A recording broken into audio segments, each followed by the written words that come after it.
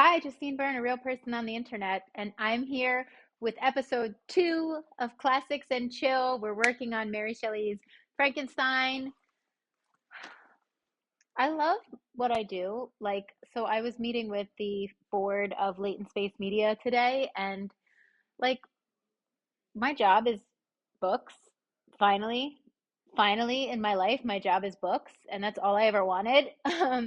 We were like, oh, should we do Edgar Allan Poe or should we do something else? And I just love that. So, episode 2 of Classics and Chill, last um oh, episode last week, we read the first letter from R. Walton to his sister Margaret about his journeys to the North Pole. Please see that episode to catch up. This episode is brought to you by Amadeus Search, home of unlimited headhunting.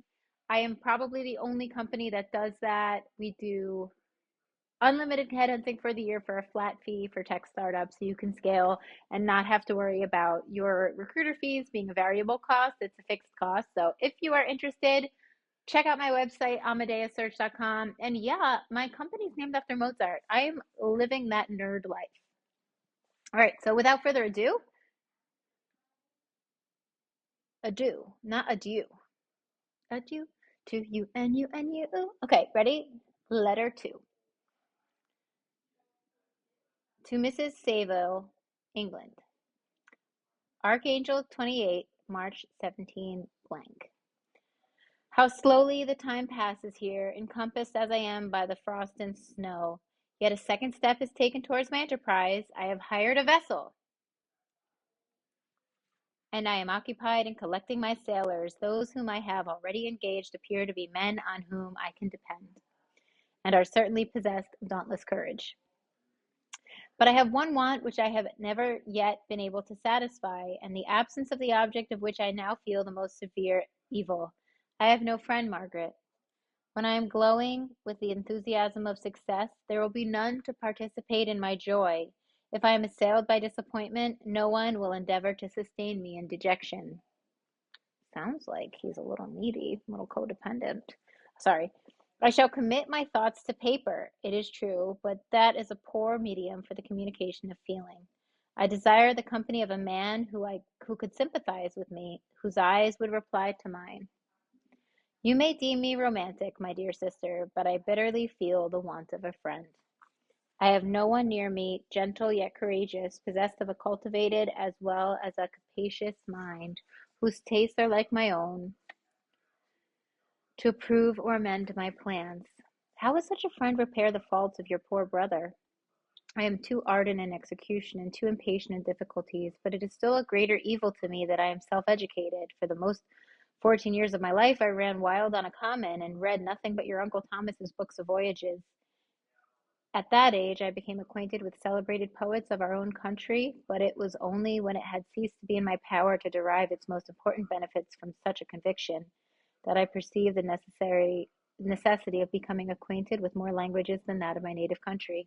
Now I'm 28 and in reality more illiterate than many schoolboys of 15. Is it true that I have thought more and that my daydreams are more extended and magnificent, but they want, as painters call it, keeping?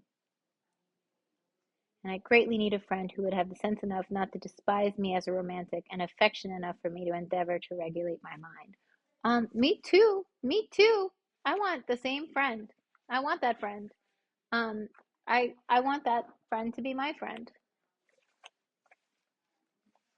Well, these are useless complaints. I shall certainly find no friend on the wide ocean, nor even here in Archangel among merchants and seamen. Yet some feelings, unallied by the dross of human nature, beat even in these rugged bosoms. My lieutenant, for instance, is a man of wonderful courage and enterprise. He is madly desirous of glory. He is an Englishman, and in the midst of national and professional prejudices, unsoftened by cultivation, retains some of the noblest endowments of humanity. I first became acquainted with him on board a whale vessel. Finding that he was unemployed in this city, I easily engaged him to assist in my enterprise. For he is an Englishman. Please tell me there's other Gilbert and Sullivan aficionados out there. For he himself has said it, and it's greatly to his credit that he is an Englishman. That he is an Englishman. Okay, sorry. We go on. The master is a person of excellent disposition, and is remarkable in the ship for his gentleness, and the mildness of his discipline. He is indeed of so amiable a nature, that he will not hunt a favourite and almost only amusement here, because he cannot endure to spill blood. He is moreover heroically generous. Some years ago he loved a young Russian lady of moderate fortune, and having amassed a considerable sum in prize money, the father of the girl consented to the match. He saw his mistress once before the destined ceremony, but she was bathed in tears, and throwing herself at his feet, entreated him to spare her, confessing at the same time that she loved another, but that he was poor, and that her father would never consent to the union. My generous friend reassured the suppliant, and on being informed the name of her lover, instantly abandoned his pursuit.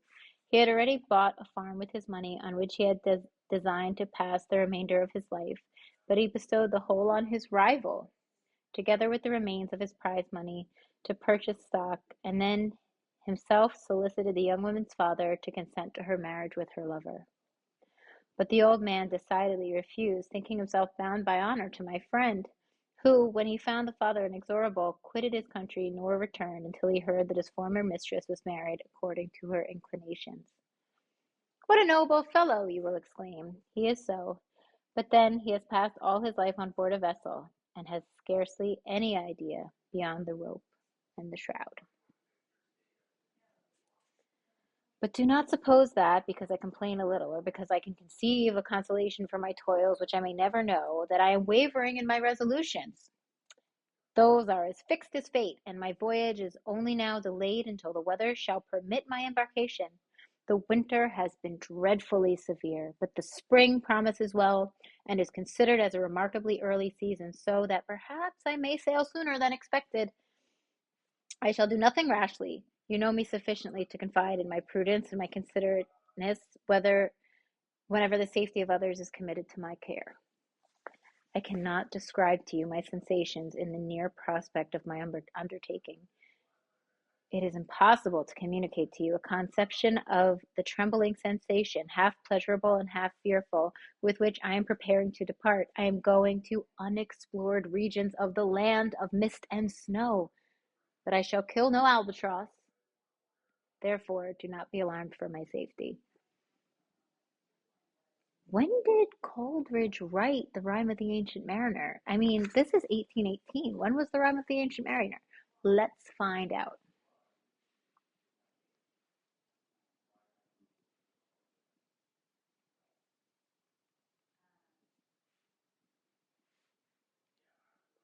Hey,